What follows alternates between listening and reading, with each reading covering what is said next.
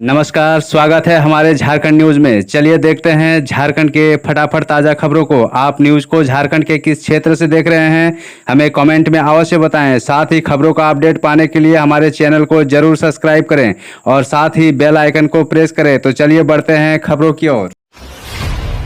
नक्सलियों की पनाह में पनपा पन्ना तस्करी का धंधा। गुंडाबांधा क्षेत्र के पन्ना तस्करी का धंधा नक्सलियों की पनाह में पनपा। वर्ष 2007 से 8 में गुंडाबांध क्षेत्र में नक्सली गतिविधियां उफान पर थी। उस वक्त यदि नक्सलियों का साथ नहीं मिलता तो उन पन्ना की तस्करी नहीं हो पाती। दरअसल क्वार्टर पत्थर के खनन से ही तस्करों और नक्सलियों का गठजोड़ था। इसके बाद जब तस्करों द्वारा पन्ना का खनन किया जाने लगा तब नक्सलियों ने उसे पूरे इलाके को अपने कब्जे में ले लिया। उस इलाके की कमान नक्सली एरिया कमांडर गुलाच मुंडा के हाथ में थी। क्षेत्रवार यहां तस्करों के आगमन के लिए लेवी तय की गई। अब इसका इस्तेमाल सीधे तौर पर नक्सलियों के द्वारा किए जाने लगे हैं।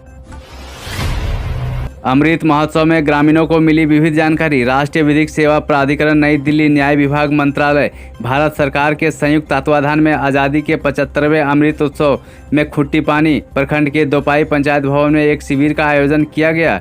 शिविर में प्राधिकरण के सचिव जयश्री अर्पणा, कुजुर खगेंद्र, पीएलबी संजय निषाद, बीएलवी अलकमा रूही, गांव की मुखिया मालती बोदरा मुंडा उपस्थित थे। इस दौरान लोगों को वृद्धा पेंशन, विधवा पेंशन, दिव्यांग प्रमाण पत्र, दिव्यांगता पेंशन, बाल विवाह, बाल मजदूरी, आयुष्मान भारत कार्ड से मिलने वाले लाभ, पोस्टर केयर, रिस्पॉन्सिव तथा कोरोना से बचाव के लिए वैक्सीन लेने के बारे में जानकारी दी गई है।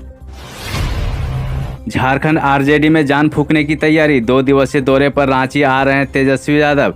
बिहार के नेता प्रतिपक्ष व राजद के कार्यकारी अध्यक्ष तेजस्वी प्रसाद यादव शनिवार को 2 दिवसीय दौरे पर रांची पहुंच गए। रांची एयरपोर्ट पर राजद कार्यकर्ताओं द्वारा इनका भव्य स्वागत किया गया। इसके बाद वे भगवान बिरसा मुंडा अल्बर्ट एक्का की प्रतिमा पर माल्यार्पण किए। झारखंड में राजद को मजबूत करने के लिए वे हर माह रांची आएंगे।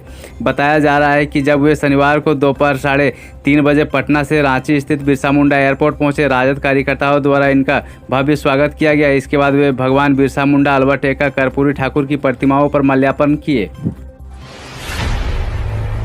25 को धनबाद आएंगे प्रदेश कांग्रेस अध्यक्ष। इस बार स्वागत समारोह में अनुशासन पर रहेगा जोर। झारखंड प्रदेश कांग्रेस कमेटी के अध्यक्ष राजेश कुमार ठाकुर के 25 सितंबर को धनबाद आगमन पर कांग्रेस पार्टी अभिनंदन समारोह करेगी। इसकी तैयारियों को लेकर शनिवार को जिला कांग्रेस कमेटी की बैठक हुई, जिसकी अध्यक्षता में परिसदन भवन में कार्यकर्ताओं के साथ महत्वपूर्ण बैठक में जिला अध्यक्ष ब्रजेश प्रसाद सिंह ने कहा कि प्रदेश कांग्रेस कमेटी के अध्यक्ष राजेश ठाकुर धनबाद आएंगे। जिला कांग्रेस कमेटी की ओर से अभिनंदन समारोह आयोजित कर ऐतिहासिक स्वागत किया जाएगा। सिंह ने कहा कि राजेश ठाकुर के धनबाद आगमन पर कांग्रेसियों में खुशी का माहौल है। 148 दिनों बाद आम श्रद्धालुओं के लिए खुले बाबा मंदिर के पट। दर्शन करने से पहले जान ले ये जरूरी बातें।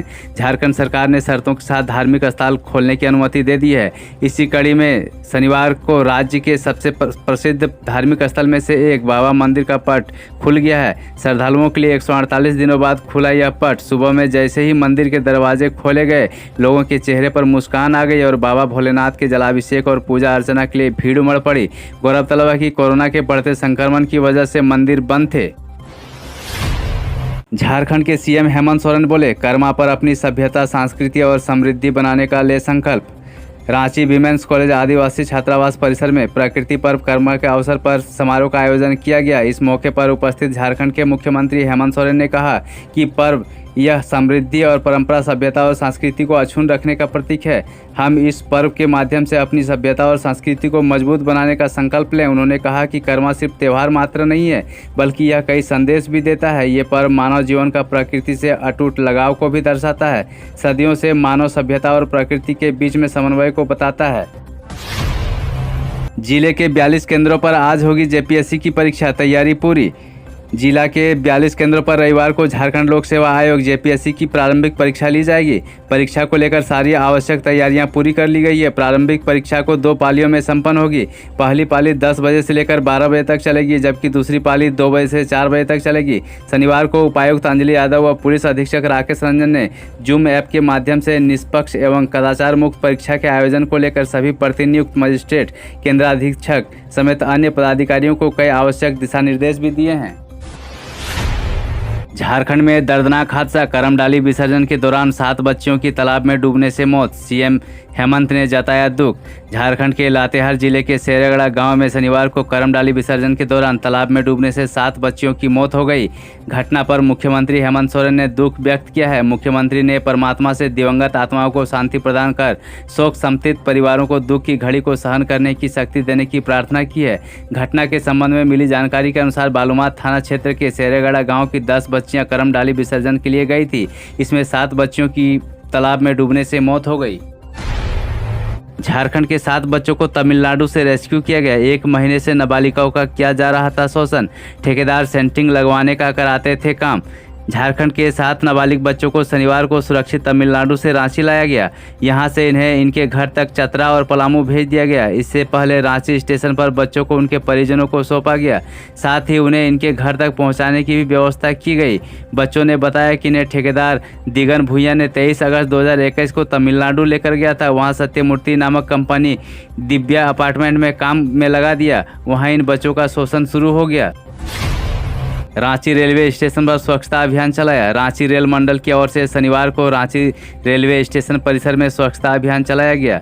इस मौके पर मंडल के प्रबंधक प्रदीप गुप्ता समेत अन्य वरिष्ठ अधिकारियों ने श्रमदान किया। इसके बाद शपथ ग्रहण समारोह का आयोजन हुआ। रेल कर्मियों ने इस मौके पर स्वच्छता का विशेष ध्यान रखने की शपथ ली। रेल मंडल की ओर से 2 अक्टूबर तक स्वच्छता कार्यक्रम का आयोजन किया जाएगा।